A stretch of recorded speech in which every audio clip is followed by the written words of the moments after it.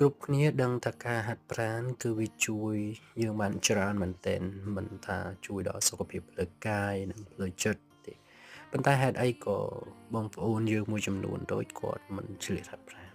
ជំរាបសួរនិងសួស្តីបងប្អូនទាំងអស់គ្នាយ៉ាងណាហើយជីវិត3ខែដំបូងនៃឆ្នាំ2025នៅក្នុងវីដេអូនេះគឺខ្ញុំចង់បង្ហាញនិងផ្ញើជាសារដាស់តឿននិងលើកទឹកចិត្តឲ្យបងប្អូនឆ្លៀតហាត់ប្រាណដោយអ្នកទាំងអស់គ្នាបានឃើញអញ្ចឹងគឺនៅក្នុងវីដេអូដំបូងដែលខ្ញុំបានធ្វើវីដេអូចាស់ៗអ្នកទាំងអស់គ្នាឃើញនឹងដូចនៅក្នុងរូបនេះអញ្ចឹងគឺកាលនោះខ្ញុំឡើងគីឡូមែនតើ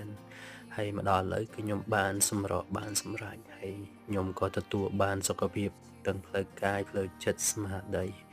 ដែលលទ្ធផលល្អបែបនេះហើយទើបខ្ញុំលើកទឹកចិត្តឲ្យអ្នកទាំងអស់គ្នាឆ្លៀតហាត់ប្រាណទាំងអស់គ្នា